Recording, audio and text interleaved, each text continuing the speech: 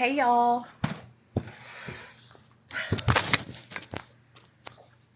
Hey everybody.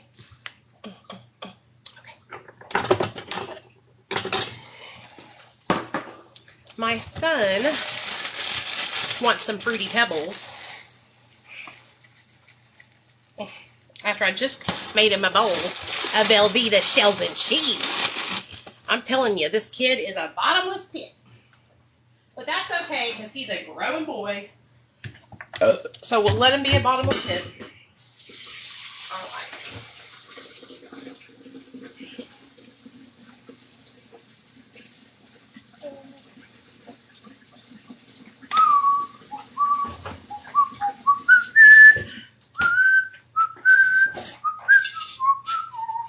So yesterday, you guys, we had the best live stream last night. I was up till like midnight.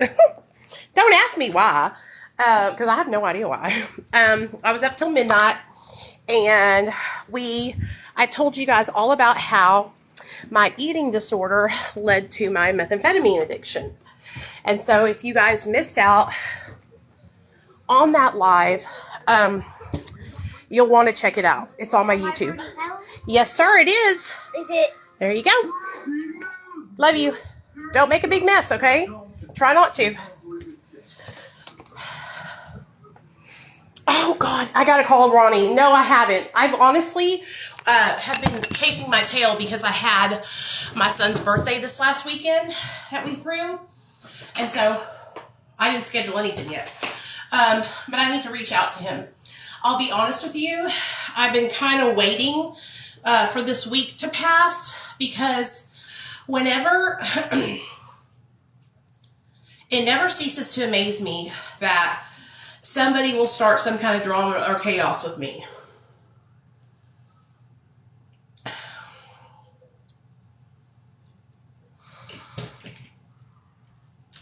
We just got home. Okay. I think I'm going to put on a little bit of makeup today. Somebody will start some kind of drama or chaos with me. And I don't want to bring that negativity on Ronnie's platform. Do you know what I'm saying? So I'm kind of waiting for it to pass. It's just the normal people that always do it.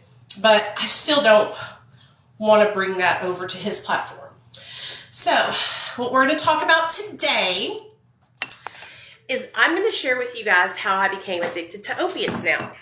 So I told you guys about how I became addicted to methamphetamine yesterday. And today we're going to talk about how I became addicted to opiates. So come on in. Okay, let's hang out. Let's do our makeup. And I will tell you a story time. All right? All right. Let me get that. So, for those of you guys that don't know, I am what you would call a polysubstance abuser, a poly addict. I was addicted to multiple substances, and I wouldn't say no to any substance. I was addicted to all substances, basically, uppers, downers, and all-arounders. This is the Glossier Future Dew Oil Serum Hybrid. And so I became addicted to opiates around the time I was 17. I got my wisdom teeth pulled. I'll never forget it. They put you down, they put you to sleep when they do that, but I could hear him pulling my wisdom teeth out of my head. It was brutal, okay? And so when I went home, I had these big ass swollen cheeks, and the next day when I woke up, I had green bruises where my teeth had been pulled out on my cheeks. Looked like I had got beat up or something, right? So, but I had got my wisdom teeth pulled out. Well, the doctor gave me a prescription for Percocet, 10 milligram Percocets. Y'all call these Roxy's Percocets. 30 milligram Roxy's are not Percocets, okay? So he gave me a prescription of 10 milligram Percocet, and I took those home, and of course I immediately started taking them because I was in so much pain. Well, I went through that prescription like in 1.5 days. It was about 25 to 30 Percocet 10s. And so my mom called them, and they called me in another one. And I went through that one, but they wouldn't call me in a third. So I went into my parents' medicine cabinet like the good little girl that I am, and I found my mom's Percocet that she had had from her teeth getting pulled out. And I took it upon myself to take my mom's Percocets. Now, that was the first time I had like ever felt downers besides weed and alcohol. You know, at this time, I hadn't even started using benzodiazepines yet, you know? And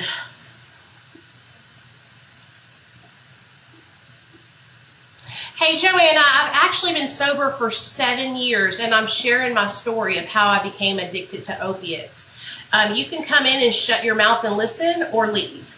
Okay, bye. So that's how that came to happen. I had taken the Percocet from my mom's medicine cabinet and didn't even think twice about it, you know? And so at that time, I was already abusing alcohol. I was already abusing stimulants, and I wanted to feel different. I wanted to check out of life. I blocked her. If you're going to come in and not even know who I am and not even listen to anything I'm saying, then you can get the fuck up out of here. So I was already really heavily addicted to alcohol, stimulants, and marijuana. I was smoking it on the daily. And so when I tried opiates, it was just like love at first sight. You know what I mean? And so I wanted to feel that feeling more and more and more every single day. Hey, Clarita. Hey, Missy. I wanted to feel that feeling, but I didn't understand or realize that you would go into withdrawal if you became dependent on opiates, because I didn't know that. Okay. So after taking those opiates for a little bit, I started to get sick when I didn't have them, but I didn't know that's what was happening. Do you know what I'm saying? Like, I didn't realize that was withdrawal. I thought that I was just not feeling good, like I had the flu or something. So I didn't think anything about it. Well, I graduated high school, and me and my friend Nikki started going out to this guy named John's house in Glenwood, Arkansas, middle of nowhere. And me and Nikki was my best friend that killed herself. She shot herself in the chest in like 2005 or something like that. I can't remember the exact year, but sometime around that time. And she shot herself in the chest. I was devastated, but we were best friends. We graduated high school together and everything. And so we were working at JCPenney, like I told you guys before, and she had gotten really bad off on Oxycontin. Now, I didn't even know what Oxycontin was. I had never seen an Oxycontin, nothing like that. Please don't call my phone. I hadn't even seen what that was, but I could tell was like really, really messed up. You know what I'm saying? I was like, oh my God, what's going on? She's like nodding out, falling asleep on me, like really bad. And that's when I found out that she was injecting. I had never done anything like that before in my life. Okay, we're 18 years old, and I wouldn't inject for some time after that. Like it would take me another 8 years to do it. But she was already doing it. And I honestly, because she was influenced by this John guy who was like 45 or something, and we were like 18, you know? And so she was working in the catalog department of JCPenney, and I was working in the makeup department doing makeovers and stuff like that, which, like I told you guys, I loved that job. If I could go back and have any job again in my recovery, it would have been working at the makeup department at JCPenney, because I had so much fun. And I just loved making people feel beautiful. Well, that's when I got curious. And one day I asked her for an Oxy. So she said, I'm not going to give you a whole one, girl, because she had 80s. So this bitch gives me a half of an Oxycontin 80. And I snorted it. And I got really messed up. Like almost too messed up to where I was throwing up and sick. So I was like, damn, I don't need to do that. That's too much for me, right? Can you believe I was saying that? That's too much for me. That's how young I was. I didn't like it because it was too strong, and I really liked being up. So I would make compromises, you know, and do them every now and then with her, but for the most part, I was sticking to methamphetamine. Sorry, guys. Some time passed. I got fired from JCPenney, and I started working for Shoe Carnival. And then I left Shoe Carnival to start working for the state of Arkansas. Yep, that's right. I bitch worked for the state. I was working for the state of Arkansas, doing car tags and insurance. And I got paid really good money to do it. And my boss was dying of cancer, the boss at the revenue office. And so she had a purse full of oxys, morphine, and benzodiazepines. Like, she passed away from cancer, lung cancer. And so one day I was working and I was waiting on a customer, and her sales tax was like $3,000 or something like that on her car. And she didn't want to pay it. And I was like, well, ma'am, I can't give you these car tags and this sticker if you don't pay your sales tax on this car. And she tried to jump across the counter and whoop my ass. And I was really mad. I was, tweaking too. So I was like really jittery. And so after the lady got pulled off the counter, my boss called me in the back and she was like, here. And she gave me a pink Xanax, 0.5. Honey, when I tell you I took that motherfucking 0.5 and I felt like the world was a brighter place. I felt the energy. I felt like this. That's what it felt like. All the nervousness, all the uncomfortables, all the anxiety, all the insecurity just went. And I got on my computer and I was like, and got on about my day. So the moment that I realized, hey, this is where it's at, man. Maybe I do like being a little down. That's when I decided to go to my doctor. And I told my doctor what was going on, how I was feeling, how my anxiety was, and I talked to him about my pain. And my doctor gave me a prescription for Hydros, 30, Norco 10s, 30, just one a day, 2 Somas a day, okay, so 60 Somas, and 1.5 Xanax a day, okay? Back in the day, you could just go to the doctor, you can get that kind of stuff. This is crazy. And so I walked out of there and I was like, hot diggity damn! I'm in the money! You know what I mean? So now, like I said, I didn't have a lot of experience with pills. You know, I had, started taking opiates, but not like my friend Nikki was. And so I had to like learn the curve. Do you know what I'm saying? Hold on. I had to learn the curve because I was the kind of person that I would take too much and end up killing myself, So I started experimenting back and forth with the opiates and the benzos and the somas. Now, honey, one thing that I was so bad about doing was I would get those damn somas, you guys, and I knew I could handle some somas, and I would take like 2 or 3 at a time. This is before it got really bad. And I would walk in somewhere and my legs would start going into jello like this. And then I would not even be able to walk. So I saved those for the days that I didn't have to work. But my benzos and my opiates, I took with me to work because, like I told you guys in the last video on my YouTube channel, I was a glutton for getting high on methamphetamine and then really wanting to bring myself down because I would get too high and I would do too much. And so that's what I would do.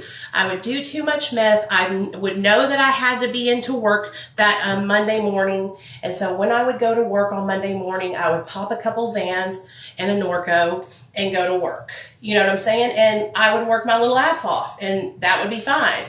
And nobody was the wiser. And you got to understand, my boss at the time was dying of cancer. So she was literally popping pills and falling asleep at her fucking register. And this lady, when I tell you guys, she was the sweetest, most amazing woman that I've ever met in my whole entire life. Her and her husband took me under their wing and treated me like I was their own daughter. Like, they were so good to me. They were so good to me. I feel so guilty. I feel so guilty because she needed my support, you know, and I was too busy being high. Even though she was high too, it was because she was dying, you know, and she was at the end of her life, like 6 months to live. I think she made it like 3 or 4. And she would come to work and work because she didn't want to not work. And then once it got so bad that she couldn't work, she would come up there and bring us food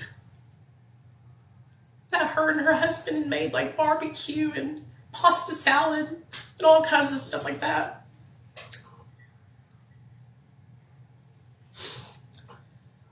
When she passed away, you know, a lot of things changed at that revenue office. But as my addiction to opiates and benzos and methamphetamine progressed, I started doing felonious shit. Okay? I started doing felonious shit at my job. And one day I did enough felonious shit for somebody to realize it. It probably took them about 3 years to finally catch on. Okay? 3 to 4 years.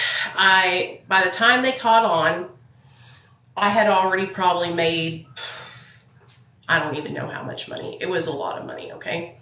And so when my boss found out, she was like, listen, we love you, we love your dad, and we don't want to prosecute you because we love your family. We have respect for your dad. And she was like, this is what they did. She said, get on your knees and tell me you will never step foot in here ever again. And I got on my knees because I didn't want to go to fucking prison, dude. I would have went to prison for like felony federal offenses, you guys. And it would have been a long time, you know? And so she was like, get on your knees and tell us you'll never come back here again. And I was like, yes, ma'am. I am never going to come back here again. And I left. Miss Alinda had already passed away, so it was this other lady that had taken over. And, you know, I was like, and they knew that I was addicted to drugs. It had already come to light. They had all started to pay really close attention to me, and see how high I would be when I would come in on that. Well, let me back up before I got fired. I have to tell you guys about this one really important situation. I went to work one day, and Alinda, before she passed away, she looked at me and she said, are you pregnant? And I was like, no. And she was like, girl, I'm going to CVS to get you a pregnancy test. You are pregnant. And I was like, these old ladies, they always want somebody to be pregnant so they can be a granny. You know, I was like, whatever. And so she went to CVS and got a pregnancy test, brought it back to the office. A bitch took it, and a bitch was pregnant. Yep, that's right. Bitch was pregnant. I was so strung out too. I was pregnant, and I was in the relationship with LD, the guy who beat me up. Like, his literal pastime was bouncing my head off the concrete, and shoving bean burritos in my eyes, crashing my car head on into oncoming traffic, and almost unaliving all of us. You know, nothing big. And so when I found out that I was pregnant, I knew that it wasn't his, because I had been sleeping with this guy named Jason Klein behind his back. Now, me and Jason went way back from high school, okay? Yes, Sarah, yes. Isn't this crazy? Now y'all are seeing how my life, God was preparing for me. And that's why I hate when people come in here and they don't listen to my story and they say, you're glorifying drugs. Sit down, shut up, and listen. I'm telling a story, and you are going to be touched because the miracles that happened in my life, I was so blind. I was so blind to see it because I was so drugged up.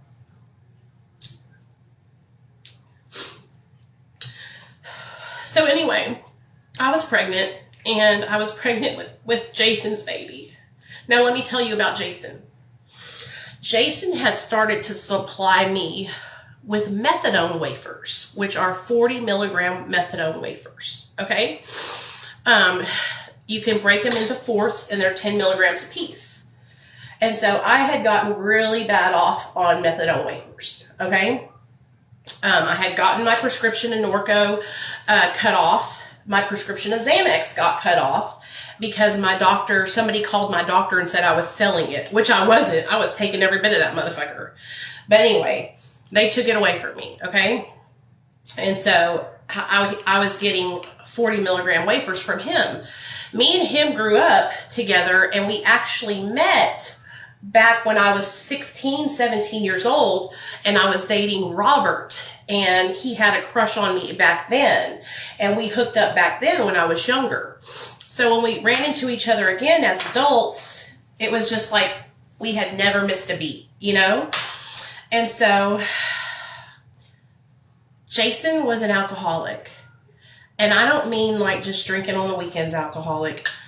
I mean a drop down dead alcoholic who woke up every single day and had to drink because if he didn't, his arms and his legs and his body would shake uncontrollably, okay?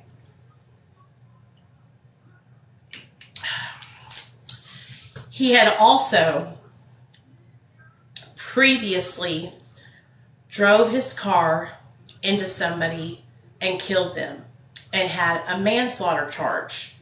No, a DUI. Then he drove his car, crashed into somebody. He had a keg in the back of his car. When he crashed, that keg went through the windshield and decapitated the person in the car that was the opposite car. Oh my God, right? And so he had a manslaughter charge and he was going to prison. He was getting ready to go get sentenced and go to prison. And so when I found out that I was pregnant with his baby, he was on his way to the penitentiary, honey. And I was not trying to have his baby. At this time, I was probably like 23 or 24. Because I had, been working at the revenue office for a while. I was with LD. And I was like, dude, I cannot tell LD. He will kill me, dude. He will beat me to a bloody pulp, right? And so I looked at my bosses at work and I started crying immediately started crying. I was like, I don't know what I'm going to do. And they were like, you're going to be okay. We'll help you whatever you decide. And I was like, okay. So I called my sister, Michelle, okay, which is like my sister who she's my youngest sister, the middle one, but she did everything before I did it. So she had a lot more experience than me. So I called her and I was like, listen, I want to have an abortion. And I hate to even say that, you guys, but I have to be honest with you guys. I was like, I want to have an abortion. I'm not ready to have a kid, and I'm really strung out on methadone.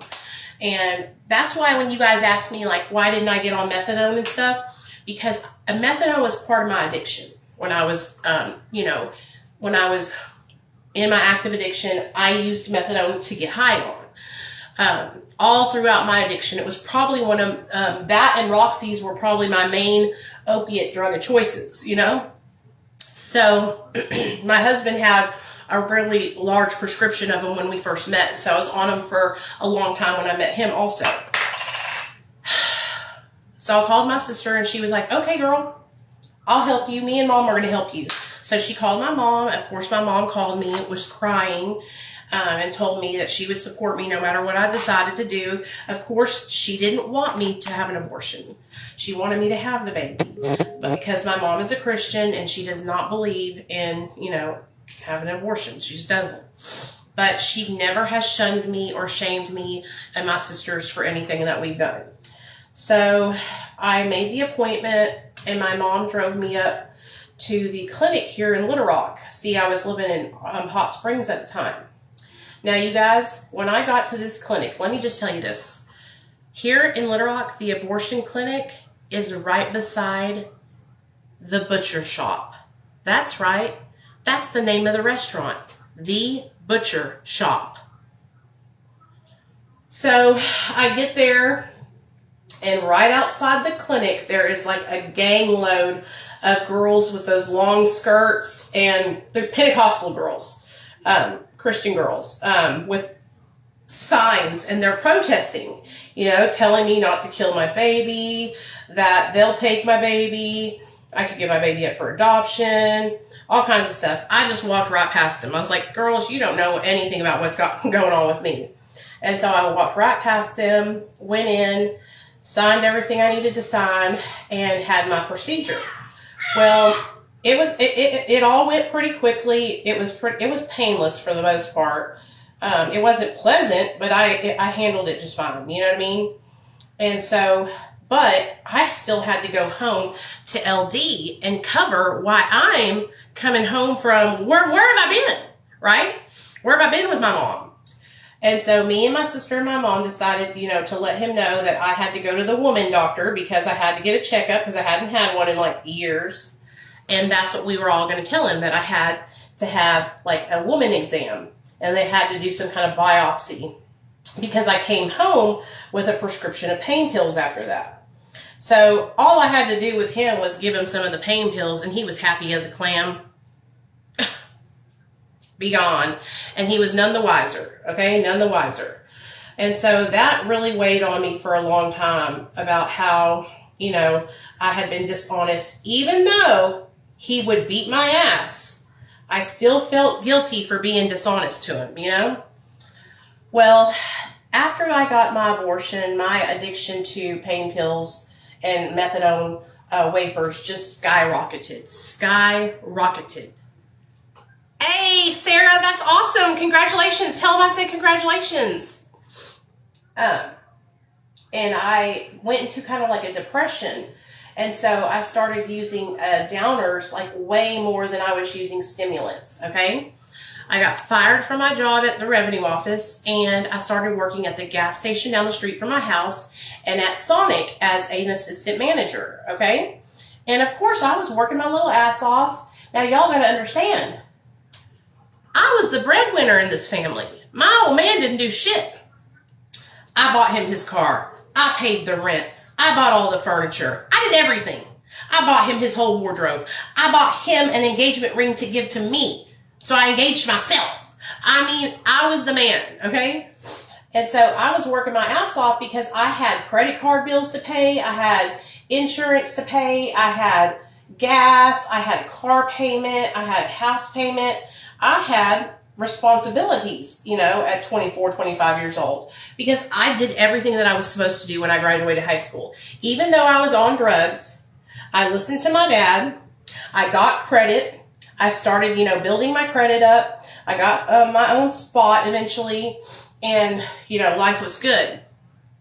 So my addiction to pain pills, along with his addiction to pain pills, we were fucking balls to the wall. And so you know what that meant.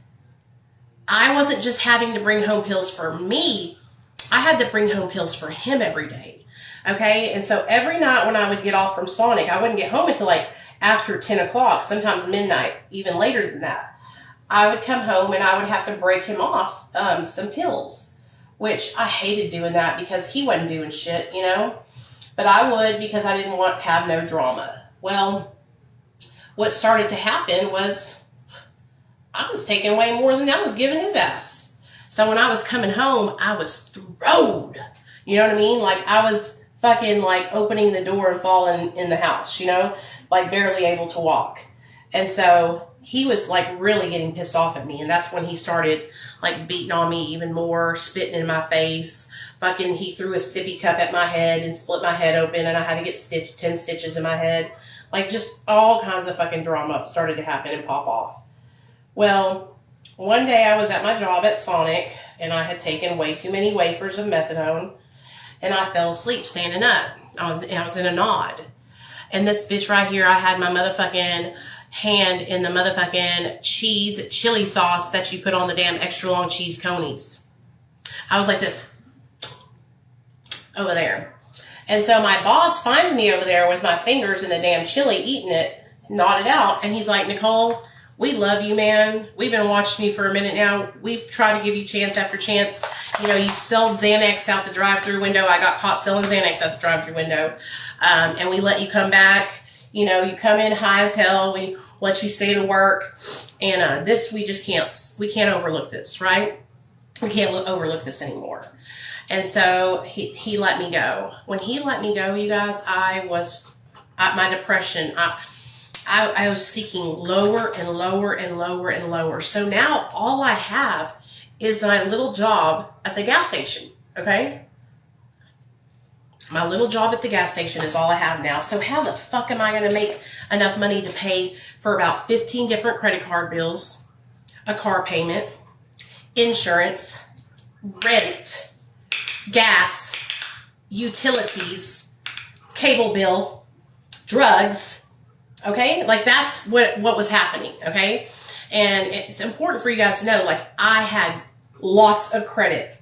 And so what I started to do, because I didn't have no money, was I started to use my credit cards to buy my drug dealers merchandise. And I would just pay them with merchandise. Hey, you want a screen TV? Let's go pick it out. Hey, you need a new set of tires for your car? Let's go pick them out.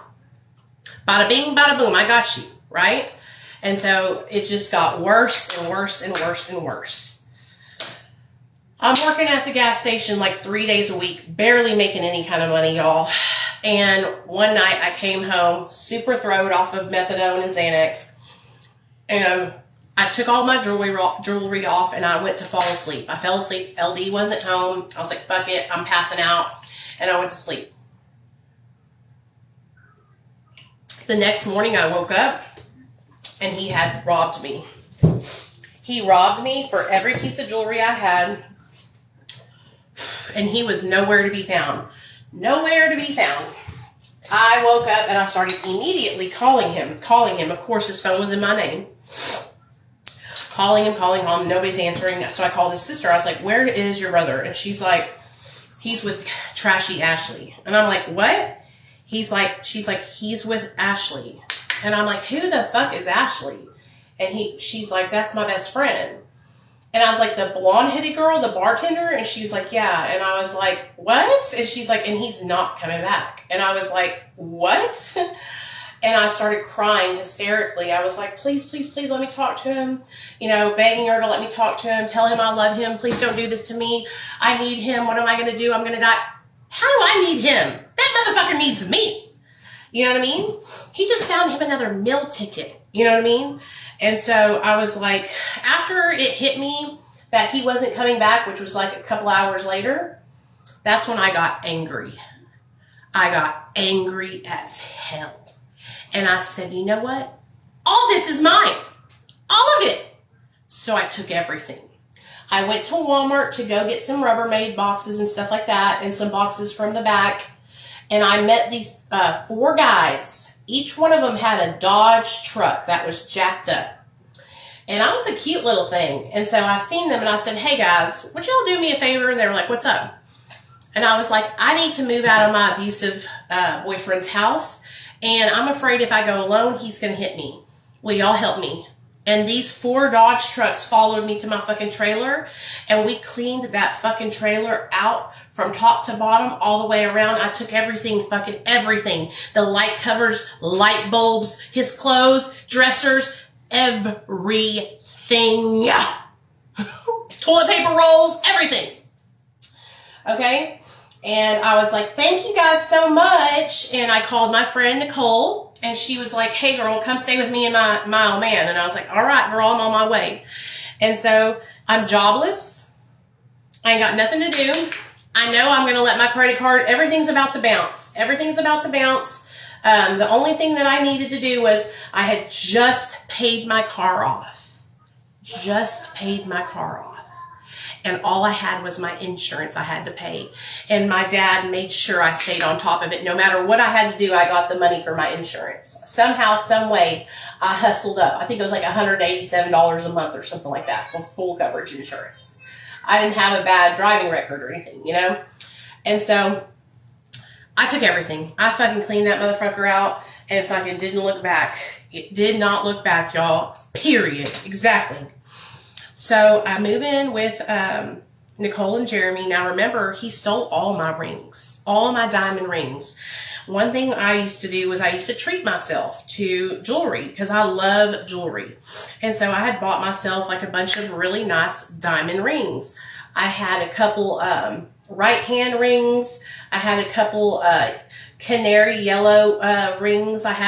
It was yellow diamonds and white diamonds in a swirl. And I had one with the black diamonds on it. Like, I just had all kinds of different stuff. You know, thousands of dollars of jewelry, necklaces, earrings, everything, because I had credit.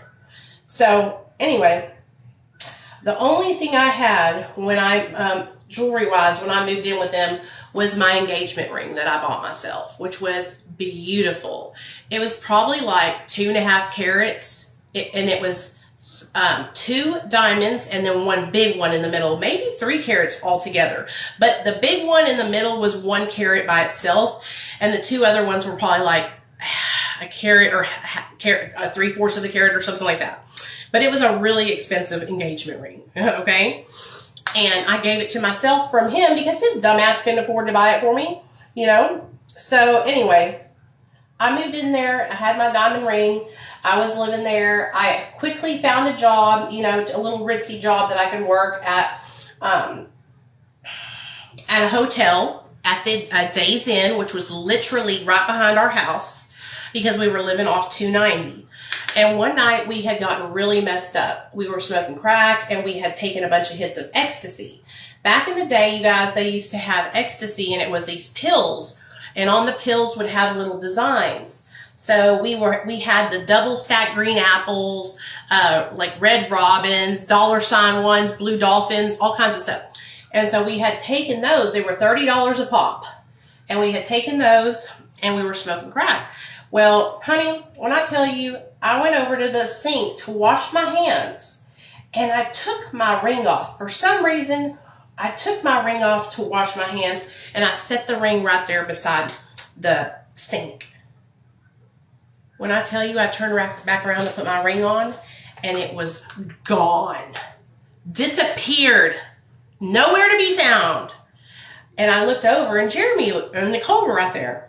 And I was like, hey, did you grab my ring? Because I just set it down to wash my hands and it's not here. And they were like, no, you must have dropped it. It must have went down the sink. Do you know these fucking tweaking ass, stealing ass motherfuckers literally took the pipes apart underneath their sink to say they didn't, to prove to me that they didn't take it. There was no ring in them damn pipes. If it would fell down, it would have been right there in the little bend. Nothing.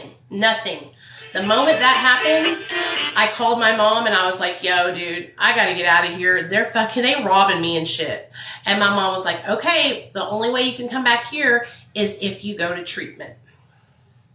So I was like, okay, Mom, I'll go. I was under the age, I think I was 25, about to be 26. So I was still on my parents' insurance.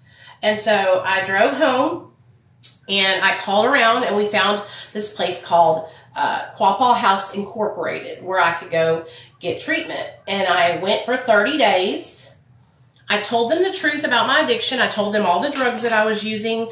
You know, I was using multiple substances, and that's when they taught me, you know, about polysubstance abuse and that I was addicted to multiple substances, and they explained to me how it worked and all that.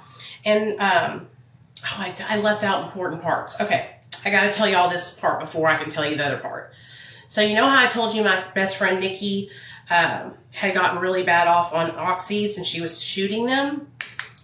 Well, in between all this time, she ended up getting married to this guy named Goober, okay? Goober and Calvin owned a hair salon on Park Avenue in Hot Springs. I thought they were gay. I thought they were together, boyfriends, okay? Well, here comes Nikki. Nicole, I need you to be my maid of honor because I'm marrying Goober. And I'm like, I thought he was gay. And she's like, no, we're in love. And I'm like, okay. And so I was like, I'll be your maid of honor. Of course, you're my best friend, you know? So we're all high as hell on meth. My mom made our dresses. Me and my best friend Sonia were her bridesmaids and maid of honor. And my mom made the dresses. They were beautiful. They were pale yellow color, one shoulder, straight down with a slit up the back. I mean, when I tell y'all, I look fine as wine. And so my girlfriend got married to Goober, and they moved into a little trailer by her mom's house because they owned property. Her mom owned a bunch of property, and I thought she was doing really well. Well, I guess she had really gotten to a bad depression from all the oxys and stuff that she was doing. And So, and she didn't talk to me about it. And one day her and Goober had like a disagreement, and he left the house to go to work. Okay. He left the house to go to work, and he shut his phone off. So she was calling him over and over and over and over again. And he wasn't answering. It was going to voicemail. So her dad was a police officer. He actually passed away from cancer when we were younger, probably like 12 or 11. And he had a bunch of guns and stuff. And she went over to her brother's house because they all lived on the same property. They all had trailers or houses on this big piece of property. So she went over to her brother's house and got one of her brother's guns, one of the guns that her dad had given her brother.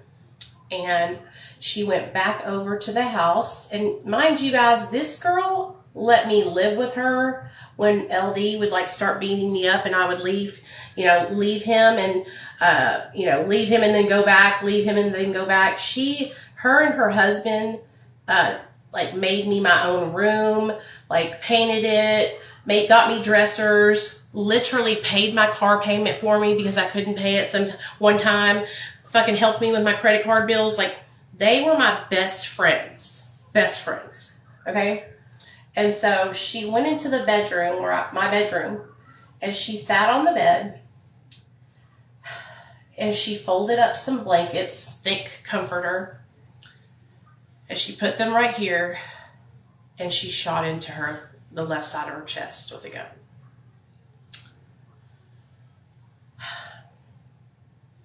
Her brother found her and called 911. And when the paramedics got there, she was still alive. So they took her, and rushed her to the emergency room, and she died there in the emergency room.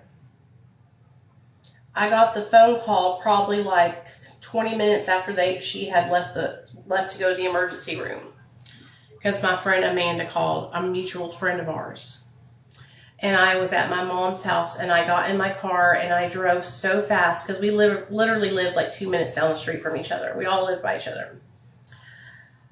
I drove as fast as I could to get down there, and they had her house caution taped off, and they wouldn't let me go inside. And I remember just getting there and just throwing myself on the bed of her red truck and just screaming and crying. Why didn't you call me? Why didn't you call me, Nikki? Why? This isn't fair. I was devastated, dude. That was my best fucking friend, dude. Like I said, when I'm telling you, her and her husband took care of me. I would come over there broken and battered and black eye or cracked open forehead. That's why I got that scar. And they would take me and let me stay with them. They would let me stay with them. They would take care of me. They would float me until I could get back on my feet. And I was devastated, man. Devastated. I crashed and burned when that happened. I crashed and burned. And that's when I started going over to Nate's house. So anyways, I crashed and burned, and then I went into treatment. Now, this is where I got to treatment that I was telling you guys about. So I was 25 or 26 when I went to treatment at Quapaw House. And I got there, and of course I was coming off of opiates and benzos and meth and all kinds of stuff.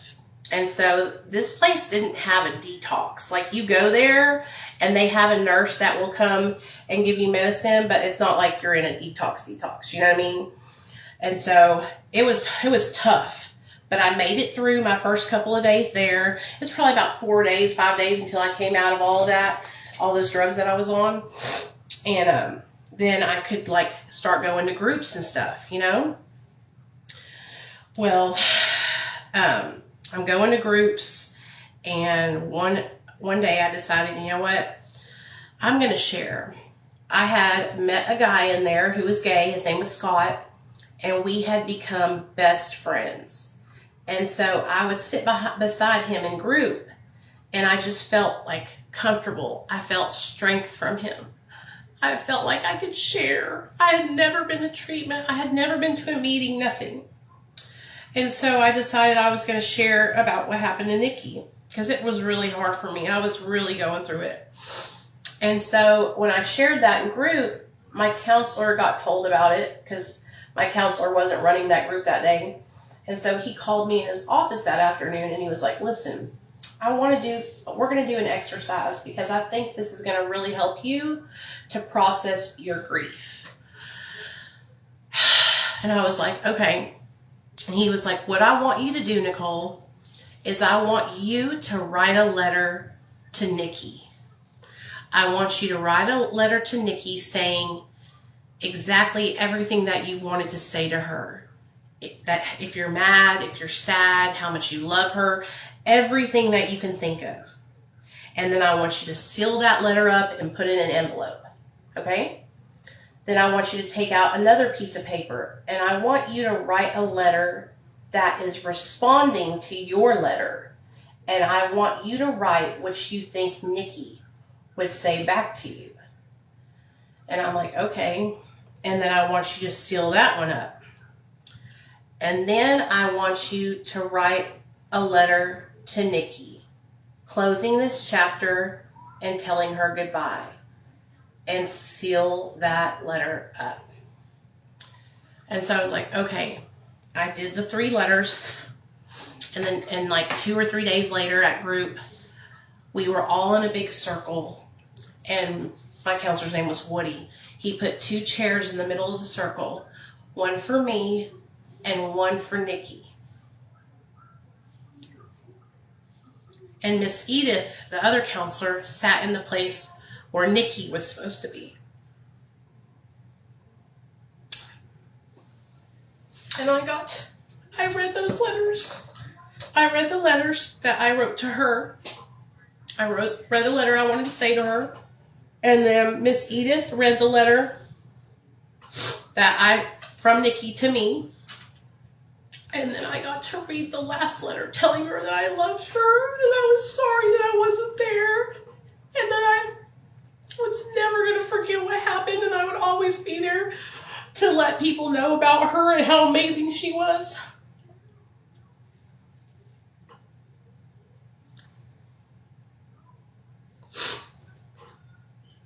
And then we went out and burned these letters outside in this little fire pit.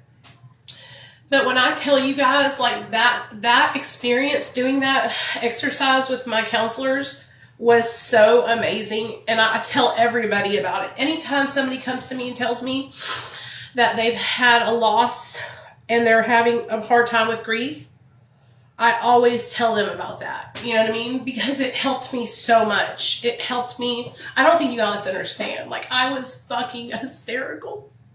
The whole room was hysterical. We were all crying our eyes out. And even Miss Edith was. Woody was. We were all crying. You know, it was so emotional. But that helped me to heal so much. It helped me to process the grief because I didn't know how to process it. You know, I had lost my friend when I was younger. I was thinking 4th grade, 5th grade. And my best friend Jessica passed away from leukemia when we were little kids. And when we were little, I'll never forget it because she lost her hair from chemo. So she had to start wearing beanies to school. And I'll never forget it. I got my dad to give me his blue U.S. Mail Postal Service beanie. So that way I could wear my beanie too in class. So that way she didn't feel embarrassed.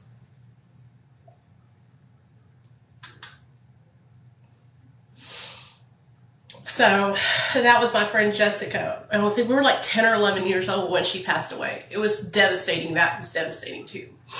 But anyway, I don't want to cry anymore. Mess up my makeup, damn it. So anyways, long story short, that was like a huge experience for me, and it really helped me in treatment. It helped me to heal so much, you guys, so much. And while I was in treatment, I was so serious about, you know, after Nikki passed away, I really started to get serious about staying sober and wanted to change my life. And me and Scott had like really blossomed and had a friendship. And so when we both got out, he decided to stay here in Hot Springs and do recovery in Hot Springs so we could do recovery together. you know? And he's my best friend, you guys, best friend. When I went to prison, he was the only person that wrote me besides my mom and my dad and my sisters. When I got out of prison, he was waiting for me with a brand new Vince Camuto purple leather purse because he knew that my favorite color was purple and I love handbags, expensive ones. And so this guy was like my lifelong friend, you know, from treatment. And so when we got out, we stayed sober for about 6 months and we both relapsed. And I relapsed on methadone and he relapsed on crack cocaine. At this time, I really hadn't gotten into crack. You know, I had done it, but I wasn't really into it. Well, I relapsed on the methadone and then I started shooting crack and coke. And when I tell you guys, that was a whole new beast that I had never experienced before. One of my first times really doing it, I was at my friend Misty's house and we didn't have access to any clean syringes. So we had to use medic syringes from the Army. Like the barrel of it is like that thick. The needle is about that long, as thick as a fucking pencil lead. And when I decided to get my coke shot ready, I didn't calculate the water to the cocaine and the big barrel ratio, and I put way too much cocaine.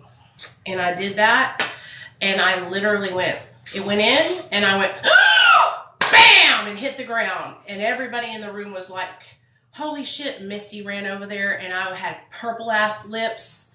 Fucking foam was coming out of my mouth, and all of a sudden I came to and I jumped up, pulled it out, and I was like, damn, I need to do that again. But it was so scary. I almost killed myself. Real talk. And so that was a whole new addiction that I was into now. When that happened, I was hooked, you know, and so now I'm injecting meth, I'm injecting cocaine. Now, you know, I hadn't started injecting opiates. I'm just popping the methadone pills, but I'm injecting all the stimulants, you know? And so I started going downhill fast when I tell you. And it was probably about 6 months after I had started injecting, I got pulled over. Me and this guy got pulled over. He was manufacturing. He was driving my car. And I got busted for possession. Possession of literally nothing. I'll tell you all that right now. When we got busted, I had like residue in a rig. That's it. It was horrible, you guys. I got a Class C felony for residue. Okay? But I digress. So, anyways, that is how... Oh, I want to tell y'all how I started injecting opiates. That's where I'm getting. Oh, Nate's puppet's coming today, you guys. The one I got for his birthday. Really excited about it. Swing. I'm not waiting until my birthday. Are you excited about it? Mm-hmm. All right. Did you say I had to wait if it came before my birthday party? You can have it, buddy. Okay? I love you. So, okay, that's what I want to tell you. All right, so where was I at? Oh, yeah. I got arrested. So I get arrested and they automatically put me on probation. Well, they gave me choices. Don't get me to lying. They gave me choices, and of course, I wasn't about to go to drug court. That's a trick. And so I chose 3 years of probation, or I had to do 6 in prison. So I was like, I'll take the 3 years probation. And so they put me on 3 years probation. I was none the wiser. I had no idea what probation entailed. I had never really been in trouble before. And so they put me on probation, you guys, and I'm failing every drug test. I can't pass one fucking drug test. And so I was getting caught up. And so I started to say, you know what? I'm going to get smart about this. And that was when I went to the script doctor. So there was this doctor over off of Section Line Road in Hot Springs, Arkansas. I think he was an Asian man and his wife. and you would come in, pay them $200. He had a literal book, a pill book. He had a pill book. He would open it up and he would say, "What do you want?" And so I went ahead and I made my appointment with him and went in and got myself some Klonopin, some Somas, and some Norcos. I know you're probably going, "Why didn't you get Roxy's?" I didn't know nothing about Roxy's at this time. You know, I was taking methadones a lot, and I had taken OxyContin, but they had made me sick that one time really bad, remember? And so I just went with the Norcs. And so I go to my probation officer, and I call my probation officer because she is like telling me that I keep failing for pills, and she's telling me all the stuff I failed for, and I'm like, "Hey, I got a prescription now." New visitor. And she was like, "What?" And I was like, "I got a legal prescription now." And she's like, "Oh, you did?" And I was like, "Yes, ma'am." And she was like, "Oh, okay. Bring them in so I can count your pills." The bitch was too stunned to speak. Okay? I was like, "Do what?" "Bring them in for a pill count." Are you fucking kidding me, bitch? So I started panicking because a bitch already ate them all. So I'm trying to like find any pills I can that look remotely close to these meds so that way I can go and get them counted and fucking not go to prison, right? Bitch, when I tell you guys, she fucking was like, "Are you fucking stupid? How dumb do you think I am?" You know? And I was just like, "Man, damn." And she was like, "Nicole, I don't know what it's going to take. Like, do you not realize that you are going to go to prison?" You know? And I honestly don't think I realized the severity of the situation because I had never really been in trouble before. And so that's when she was like, "I'm going to give you one more chance." And I was like, "Okay." And she's like, "I'm going to send you to rehab. You're going to go to rehab. You're going to do your time in rehab, and you're going to come out. You're going to stay sober, and we're going to start over fresh when you get out." And I was like, "Okay." And so she picked the rehab. I didn't get to pick it. So she picked this nasty ass place called South Arkansas Substance Abuse Center in El Dorado, Arkansas. Now, the place wasn't nasty. It was the city that it was in, El Dorado. Okay? The armpit of Arkansas. And so I was like, "Okay, I'm going. You know, I'm not going to not go." And so I packed up my stuff, and my parents drove me 4 fucking hours down to El Dorado to go to treatment. Thank you for the compliment about my eyeshadow. I appreciate it, honey. And so I'll show you guys what it looks like so far.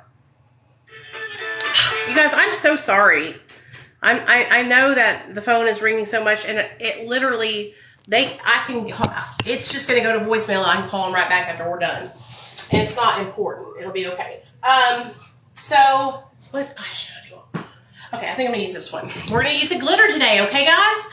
So, my parents drove me 4 hours away to El Dorado, Arkansas. All the way down there, okay? And my dad was like, "Nicole, come on. This is your chance. This is it, Nicole. You're going to get sober and stay sober, right? You're going to get sober and stay sober. I know you can do it, babe."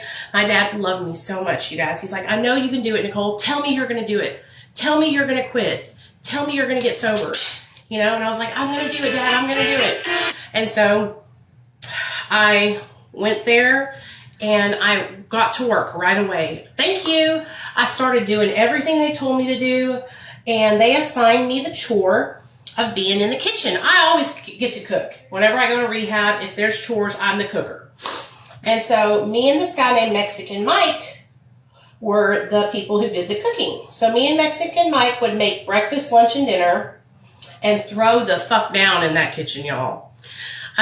When I got there, though, I had to go into detox because I was coming off of a lot of opiates, benzos, you know? And so they had a detox there. So I went into detox. When I tell you guys, this is probably one of my worst. This was probably one of my worst detoxes I ever had. the most intense detox that I ever had, and the most embarrassing detox I ever had, because I diarrhea shitted in the room in front of my fucking roommate, and I was trying to get to the toilet, and the shit just shot out of my ass. On the floor, in the room, in front of my roommate, another girl named LC. And of course, she was so sweet. She was like, "It's okay, don't worry." And I was on my hands and knees trying to clean up my own shit. And the nurse came in there and she's like, "It's okay, don't worry, Nicole. It's okay." I'm crying, my eyes out. And so it was a hard withdrawal. Like, I really felt every moment of that withdrawal. So I get out of detox. I start cooking with Mexican Mike. And me and LC, my roommate, became like really close. Hold on just 1 second.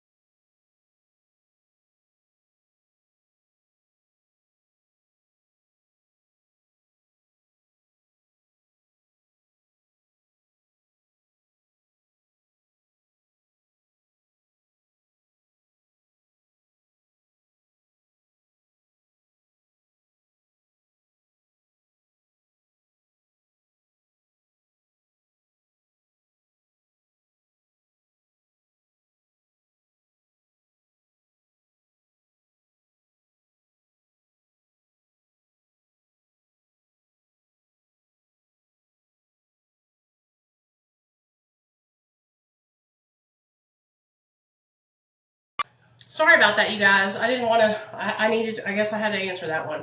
Okay, so I'm just doing a little bit of contouring right now, which I don't normally do, but we're just trying it out for today. So anyway, where was I at? Oh yeah, me and Mexican Mike are throwing down. Me and LC had become like really good friends, and we had started this like volleyball league on the weekends where we would play volleyball at night until like midnight, and they would let us do that. It was so much fun.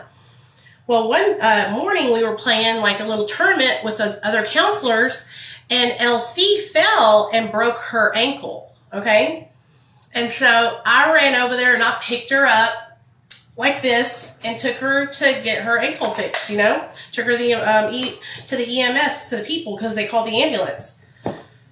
I had to take showers with this girl. I had to wash this girl. I had to put her clothes on for her. We were like stuck together like glue, y'all, because of this whole situation.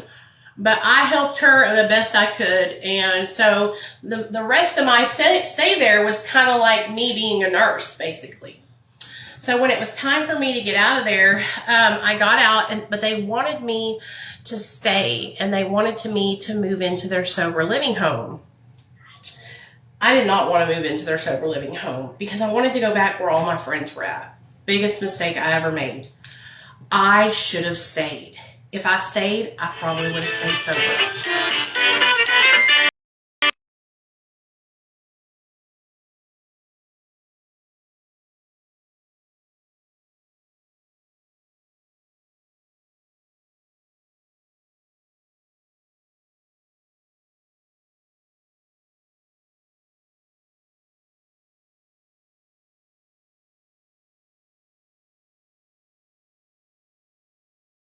Sorry about that. So, I was kind of being a nurse, you know? So when I got out, they asked me to stay and move into their sober living, and they would help me get a job, and I could even work there if I wanted to.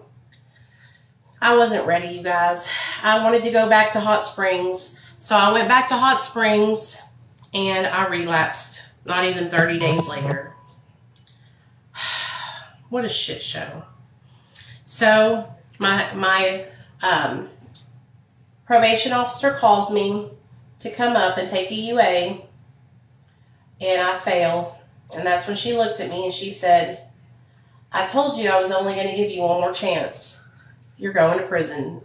And so she put a warrant for my arrest. So I went down to the courthouse, paid my warrant so I could stay out for 30 more days. And they set my court date for like November, okay, of 2009. I think it's 2009. Yeah. And so I'll never forget it, my court date. I called my parents and I was like, don't even worry about coming up here. You know, I am going to handle it on my own. I'm going to leave the keys to my car in my gas tank little thing, and you guys just come and get it after court. And so I went to court with a pocket full of Xanax. And when they hit the little gavel and said, you know, you're going to go to prison for a year at RPF, which I was lucky because RPF was like, I don't know if you guys watched the girl who talks about Baby Dot goes to summer camp, but it's like a boot camp style prison where it's like a behavior modification kind of style prison. And so you go there and basically you have to learn how to, like, you know, be a good person again. And they make you have status and all this stuff. So anyway, I had to do a year there. Well, I popped them Xanaxes. New visitor. Back I went. They took me to the jailhouse, right? Took me to the jailhouse. I was like so afraid that when I got there that all these bitches were going to come and beat my ass. I had never been to prison before, you know? And so I was really, really scared. Well, when I got to jail, county jail, it wasn't scary at all. All the girls were like, Nicole, because they knew me and my sister. And they were like, girl, you're going to be okay. Don't even trip. We got you. And so they all rallied around me and they started to help me out. They helped me get more whites because I came in and I didn't really have any whites. They helped me with socks. They helped me with everything. And I made sure that I got plenty of commissary so I could help them too. And that's what we did. We helped each other out with our commissary, you know? And so we all chilled until our date to go to prison came. So I'm chilling, and I'll never forget this time. In through the door one day comes Candace. Candace and I met each other when she was at the treatment center, Quapaw House. She had came there to carry the message. She was in AA, and so she had came to share her story and was sober when I met her, and I had asked her to be my sponsor, and she was my sponsor for like 6 months when me and Scott got out of treatment. Well, she had relapsed and got caught manufacturing, and so she was sent to RPF with me. So when she walked in the door, I was like, Candace! And she was in my cell too. We got assigned to the same cell. So we stayed up all night talking and just chopping it up like we are right now, telling stories to each other, all kinds of stuff. Okay? Well, she was going to the same place I was, so we would catch up with each other, you know, when she got there, and that made me feel like kind of more safer, you know what I'm saying? Because I knew somebody and I didn't feel so out of place, you know? So, I'll never forget this girl. I've told you guys this story before. So one day, me and Candace and all the other girls were chilling in the day room thing, watching Jerry Springer or some shit like that. What we would do is we would drag our mats out into the day room thingy, and we would all line our mats up beside each other, and we would lay down, and we would watch fucking Jerry Springer and eat commissary together, and tell stories and laugh our asses off, okay? So that's what we did. Well, one day, we were all in there laughing our asses off, eating commissary, And in comes this little girl who was probably like 79 pounds, 80 pounds, dripping wet. About 5 feet tall and like 80 pounds, dripping wet. Mousy brown hair, little pointy little nose, little squeaky voice. Super sweet girl, right? Probably about 26, 27 years old. And so, I of course, I'm the kind of person that always takes people and, hey, what's up? You're not alone. You're okay. Come hang out with us, And so I kind of took her underneath my wing and told her, come on, hang out with us. You're going to be all right. And because she was crying and stuff. And so she was hanging out with me the whole day. And then that evening when it was time to go to bed, one thing about this jail is that sometimes they would leave our cells popped, so we weren't locked in there, like locked down. We could come out of our cell and go to the water fountain, and then there was a shower, and then the TV, okay? And so at this time, they had left the door popped for some reason, and that night, it was probably like 12 or 11 o'clock at night, I started hearing like water running, like splashing water, and I was like, what the hell is that? And so I started listening closer, and I was like, damn, that water is like literally in here, right? And so I stepped out of my cell, and I walked, around the corner to her cell, and I look inside her cell, and she has flooded her whole cell, and she is butt fucking naked. Butt fucking naked, okay? She's butt naked, and she is flooding her cell and grabbing, oh my God, my dog got in the trash, grabbing at her vagina and trying to pull out rats, because she's telling me that there are rats in her crotch, in her vajayjay. And so, of course, me, I'm like, there's no rats, girl. You're going to be okay. It's okay. We're going to get you through this. Like, I'm wondering, like, what's going on here? This girl, something more is going on here. That's when I realized that she was an alcoholic. And she was having fucking DT so bad. She was having delirium tremens and fucking hallucinating, y'all. Hallucinating that there was rats climbing out of her vajayjay and running all over the fucking cell in the water. And she was trying to flood these rats out with water. And so I start banging on the door, bam, bam, bam, bam, trying to get one of the COs to come down and check it out. Their slow asses finally come down, and they see her. I'm like, hey, beware, she's butt naked. And they see her, and I'm like, dude, she's in withdrawal from alcohol. She's going to die, They took her immediately straight to the emergency room, and I never seen her again. Never seen her again. But I tell you guys all this to tell you, this is the way I am here on TikTok is exactly the way I am in real life. I've never really met a stranger. When I meet other women, I always try to help them, no matter what. I'm kind to everybody until they give me a reason not to be.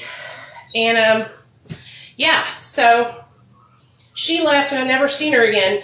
I really wished I could, see if she was okay, Yay! Thanks, Raven. I appreciate you, baby. Thank you so much, you guys. Thank you so much. So if y'all are in here, Raven, do you want to be a moderator? Okay, I appreciate you helping out, girl. So I know this is a long story, but I'm just getting ready and telling y'all the story as I get ready. So, and I thought I would do a makeup look today and straighten my hair and actually make myself look presentable. And then I'll do my mascara. So I knew that I was fixing to go to prison because it was around 60 days that they come and get you and take you to your assigned pen, And so one morning I hear, it was early in the morning, like 5 a.m., DeMayo, get your stuff, get your papers, it's time to go. And so I was like, bye, Candace, I'll see you when you get there. And we loaded up, and we got in the police car, and we drove over to Pine Bluff, which was probably like an hour away, maybe a little bit longer. And so we drove over to Pine Bluff, and when I tell you guys, The nerves I had on the way there, I was shaking in my boots. I was so afraid that when I got there, like I said, Big Bertha was going to come and shank me, gut me like a fish. And so I was shaking. And the cop could tell that I was like, I was struggling. He's like, Nicole, you're going to be just fine. He's like, really, you are. You're going to go there. You're going to get this knocked out of the way, and you're going to come back, and you're going to be stronger, and you're not going to go back and make the same mistakes you made. Because they knew my family. I grew up in Hot Springs my whole life. They knew me, my sisters, my mom and dad. And so it was kind of embarrassing too, So I was like, thanks, man. So they got me there, and he took me to registration or whatever it's called, and they gave me my ADC number, and they took my mugshot, and they gave me my yellows because we wore yellows. They gave me my whites, sports bras, underwear, and some boxers and yellows. And I don't know why this phone's ringing so much today. Like somebody's not answering it where they're supposed to. Anyway, so I get all my yellows, and it's time for me to get in the shower naked. I got a strip search, okay? You're welcome, baby. Just be loyal. If you're loyal to me, then you can stay a mod. If you fuck me over, then I'll take your mod away. Okay?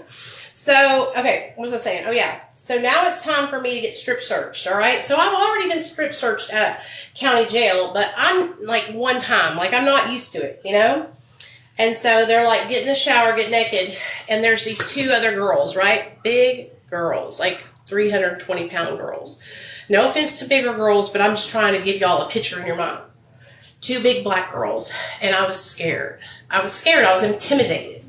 Right? Because I was really tiny. I was very small because I was, on meth and all that stuff for so long. Hey, Eric, what's up? And so they got me in the shower with these two girls. I'm right in the middle, y'all, like a little Nicole sandwich. And they sprayed us down with some kind of lice spray. They sprayed us down with this lice spray, and then they sprayed us with cold water, dude. It was horrible. Horrible.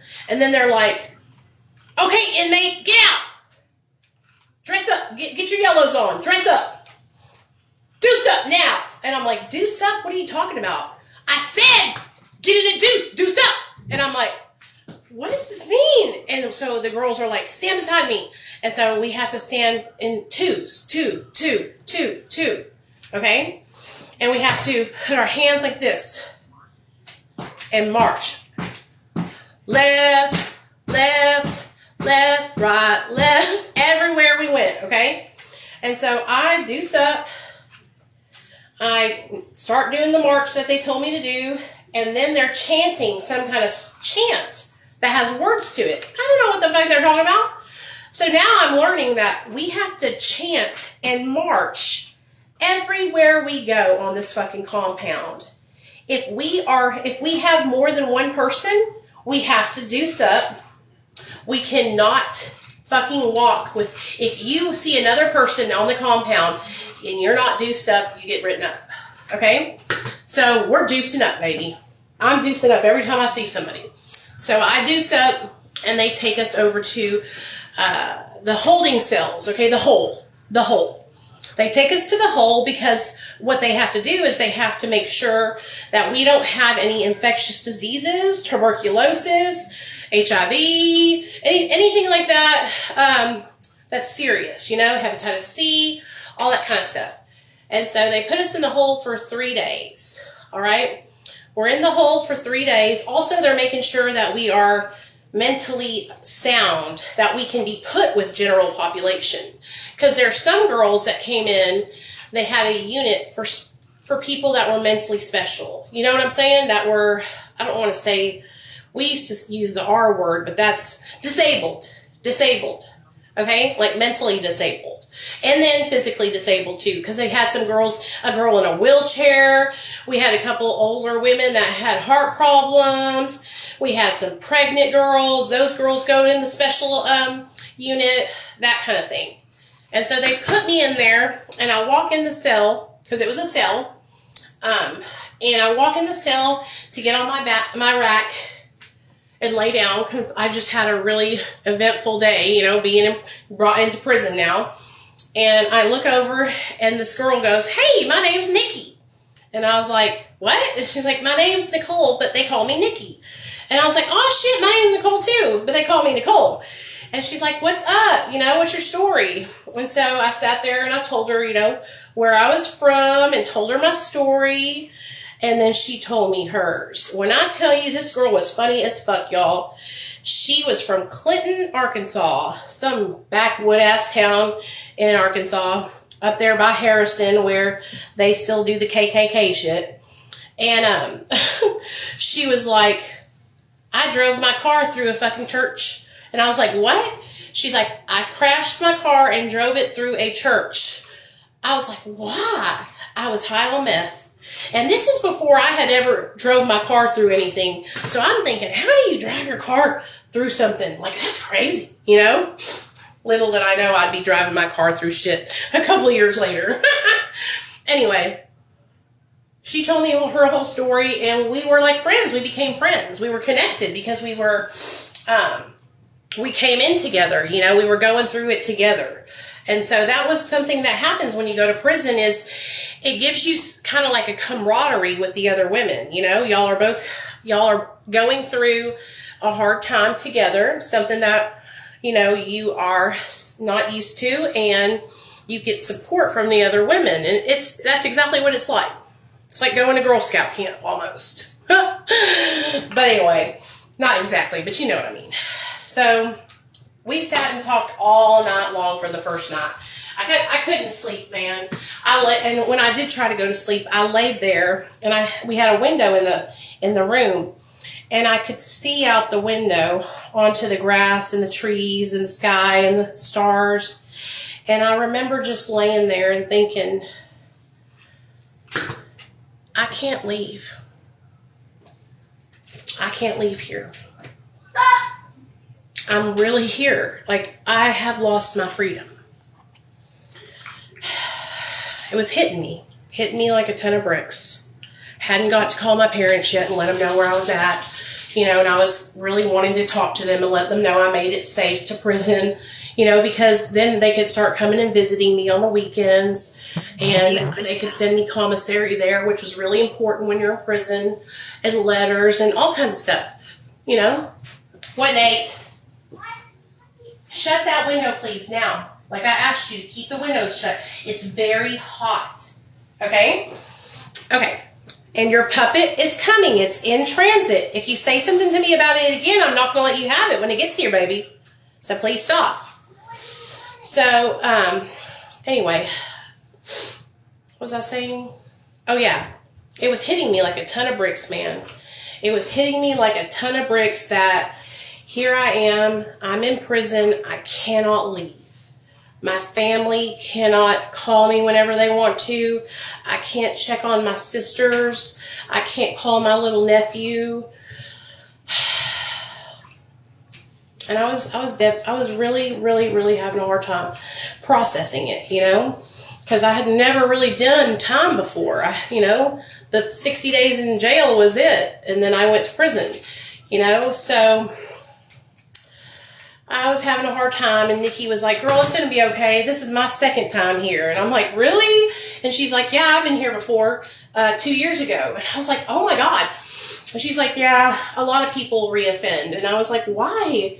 And she was like, "I got back on drugs. Like I relapsed when I got out." And I was like, "Oh, okay." So a Jeffy puppet. So I'm learning from her, you know, kind of like everything that I don't want to do when I get out, you know. So my 3 days in the hole was up, and so was hers, and we both got assigned to Unit 2, I think it was. Unit 2 was my first unit to go into. And so my counselor was Miss DeVos. I will never forget it. Miss DeVos was a beautiful black woman. She was short, thick, really good personality, sweet attitude.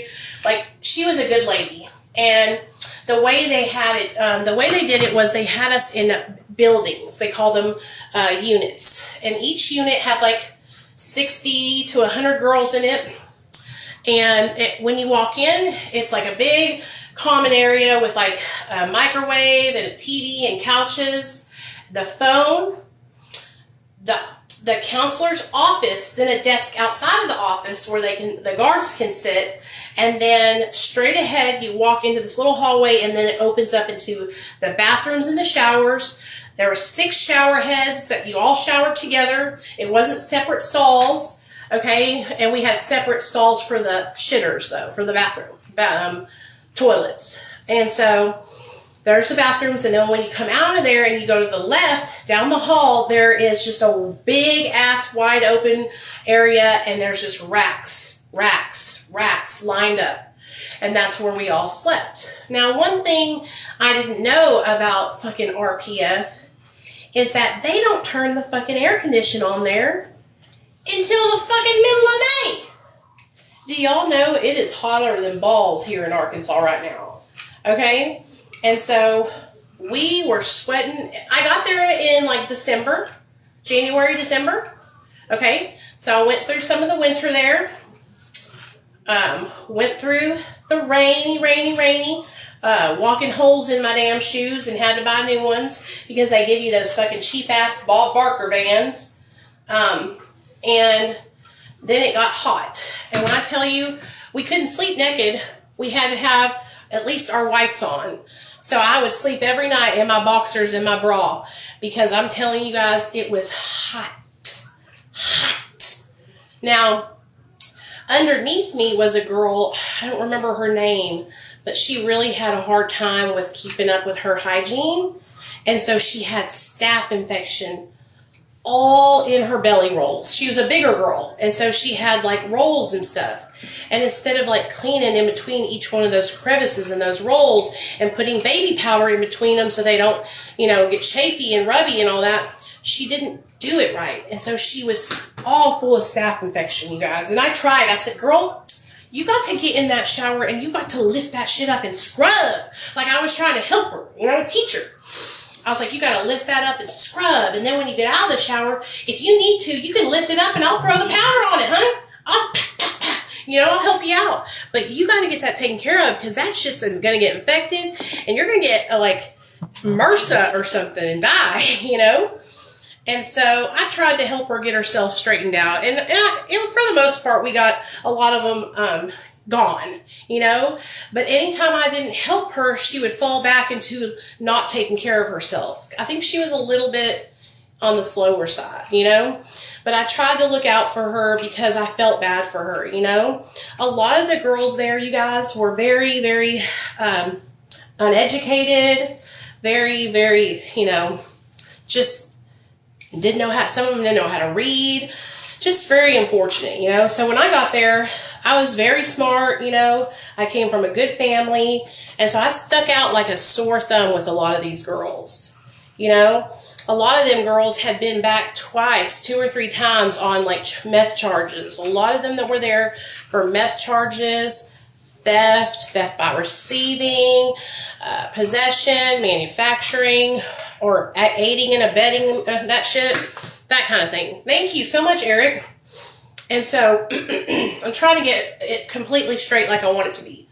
So I stuck out like a sore thumb there, Well, probably about 1 or 2 months into my stay, here shows up Candace. Whoop, whoop. I was like, hey girl, you're here.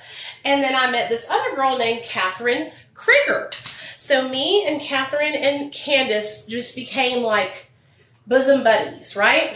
We were both, Candace was long-term. She was going to be there for a couple of years. But me and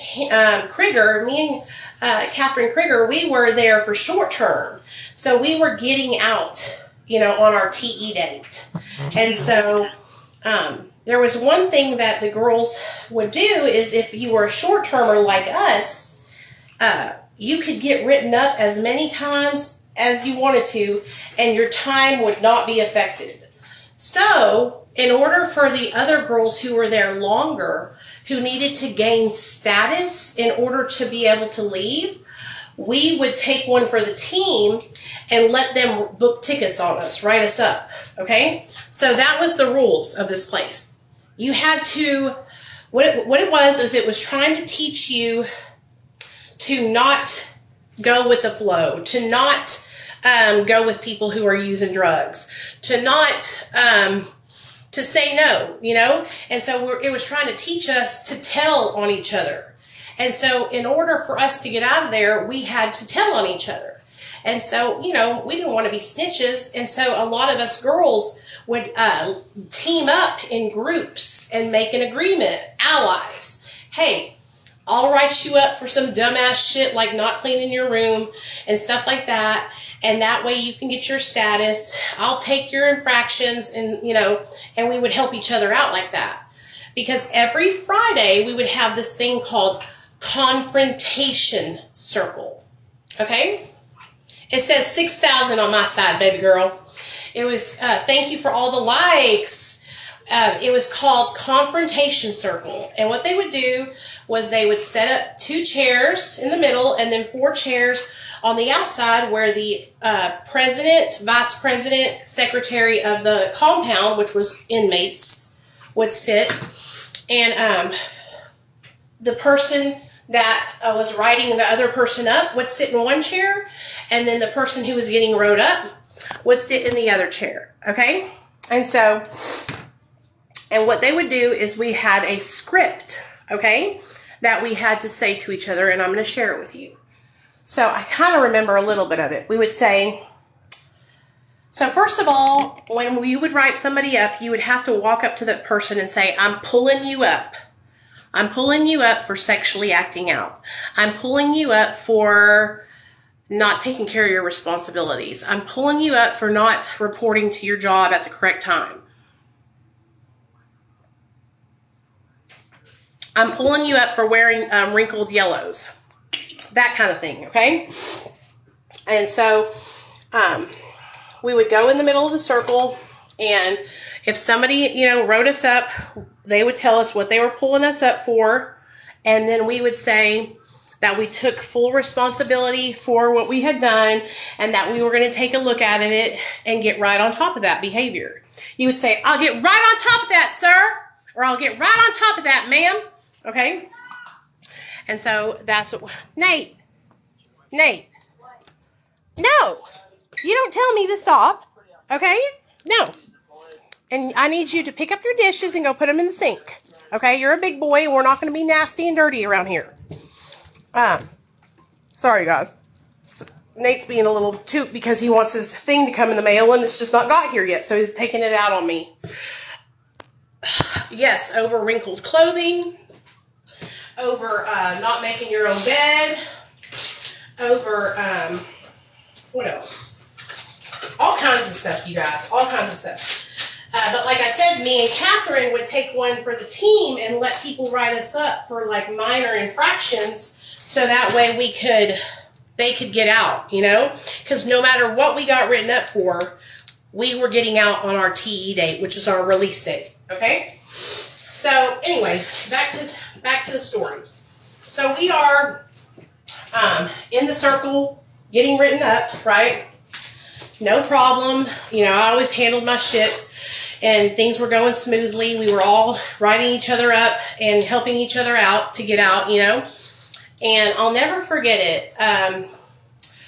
A bunch of the lesbians, the girls that were gay for this day, started fighting with each other, okay? So there was like 2 lesbian chicks who were always kind of like battling for the compound lesbian, to be the number 1, okay? They were always battling to be the number 1 lesbian. And so somehow, one of them had been talking to one of them's girlfriends, and that's what they told me when I first got there. The girls warned me. They said, take that off your left wrist. And I'm like, why? She said, if you have a headband, a hairband on your left wrist, it's a sign that you are looking for a girlfriend. So I took that fucking hairband off put it on my right wrist real quick, because I wasn't gay for this day. So somehow they had started some beef, something like that, and we got put on Tight House.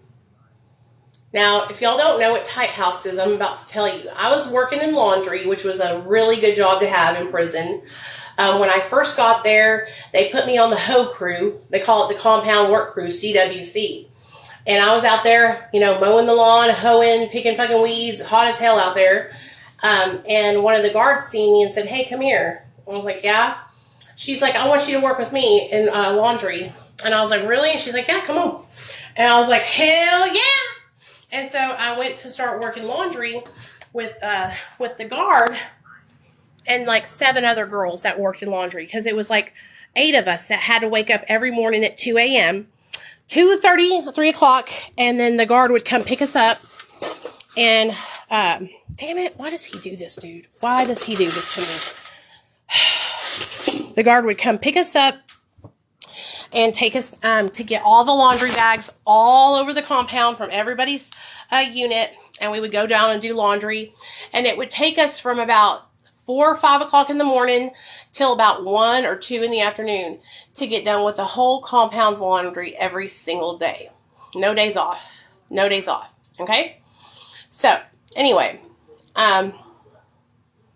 they put us on tight house, you guys. They put us on tight house, which means that the only thing you do is shit, shower, sleep, eat.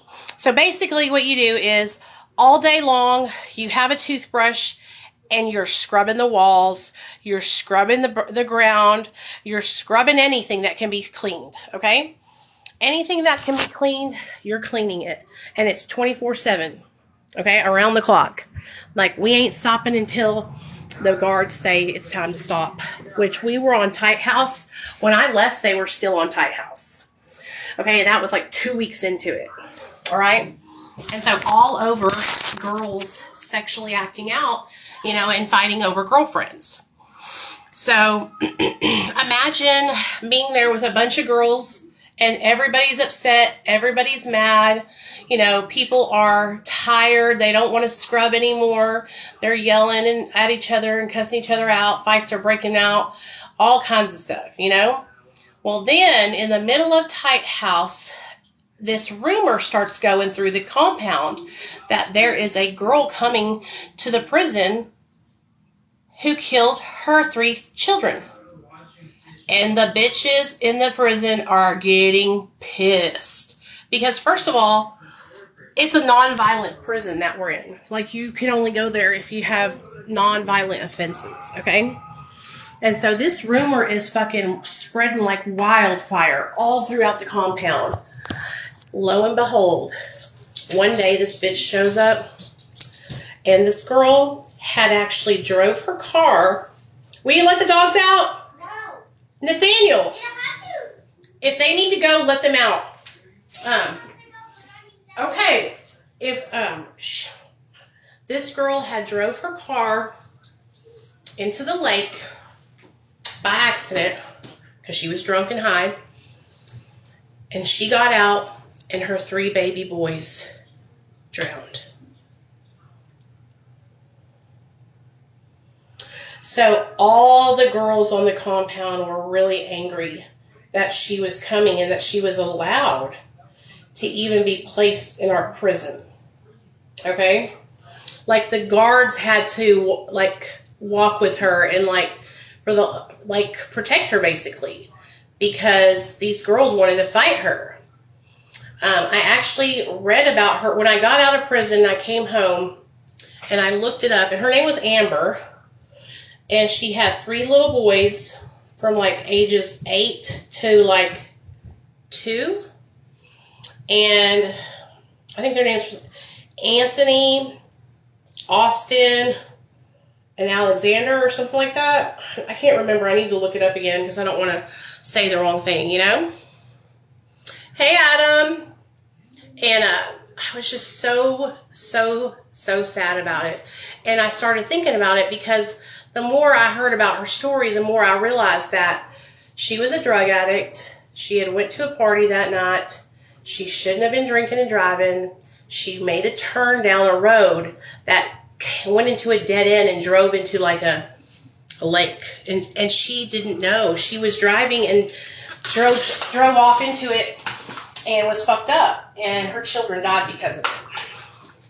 So I started kind of, you know how I am, I try to give everybody the benefit of the doubt, and so I felt really bad for this girl, you guys. But I wasn't going to talk to her because I wasn't about to get my ass beat. But that's what it's like in prison. Like, you know, majority. You got to go with the majority, man, because if you don't, and you're the only one, you know, shit's going to go down. But I got along good with everybody in there. Nobody gave me any problems. Everybody was real kind to me, real chill.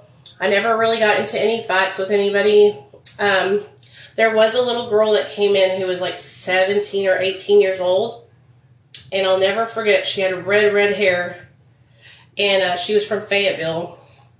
And I took her under my wing because I felt, you know, I felt for her. She was so young. And I just thought, oh my gosh, you know, like, she needs her family right now. And so I kind of was like a mother figure to her. And I got her a job working in laundry with me. And I looked after her until I left, you know. I left way before she left. She had like some distribution charges or something like that. How do I look? Do we like it?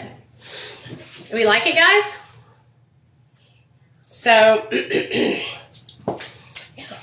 That's the story, y'all. How was that story? I could tell y'all so much more about prison. But I started the whole story because I wanted to tell you guys about my how I got addicted to opiates. So let me go ahead and tell you more.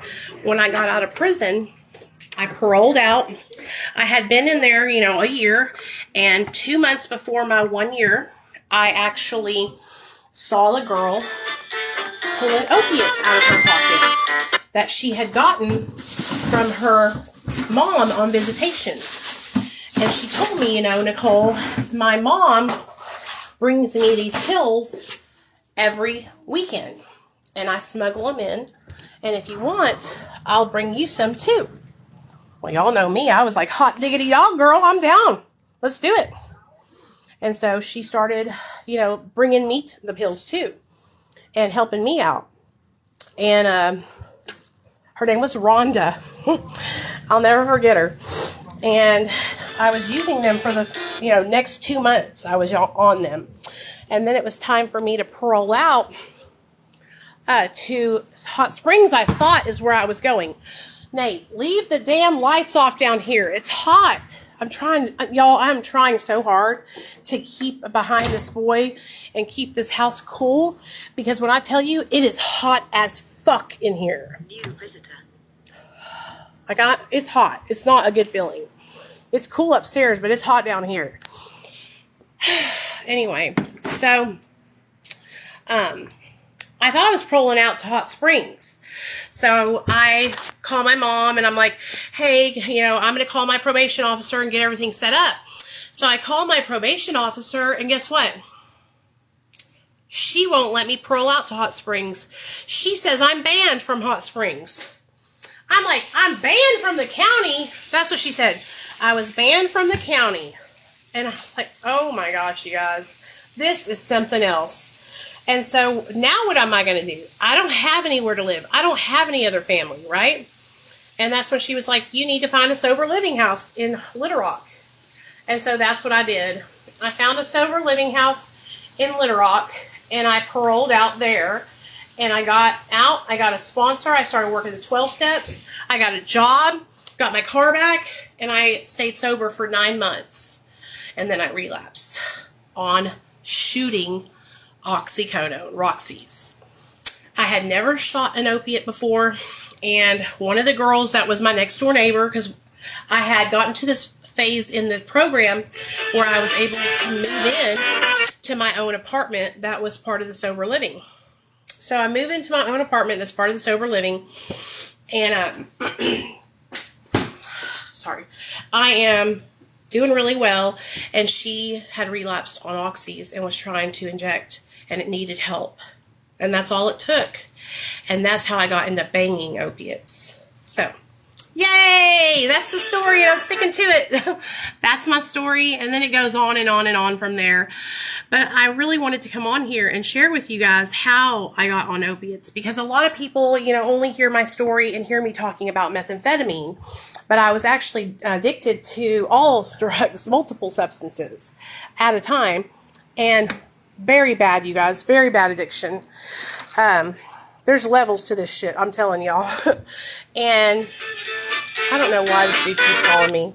Like, I know that I can't help him. I don't know, I can't do the prescription. I'm not the doctor. Sorry, y'all. These kids will just call and call and call, and I can't help them in that situation, But I'm about to get off here and cool down a little bit because I'm sweating from talking and running up and down the stairs. But this is my makeup look. Do you love it? If you guys enjoyed this live and this story, my testimony, and just so you know, I got sober in 2015 after my little boy got taken away from me. So we still got a long way to go on the story.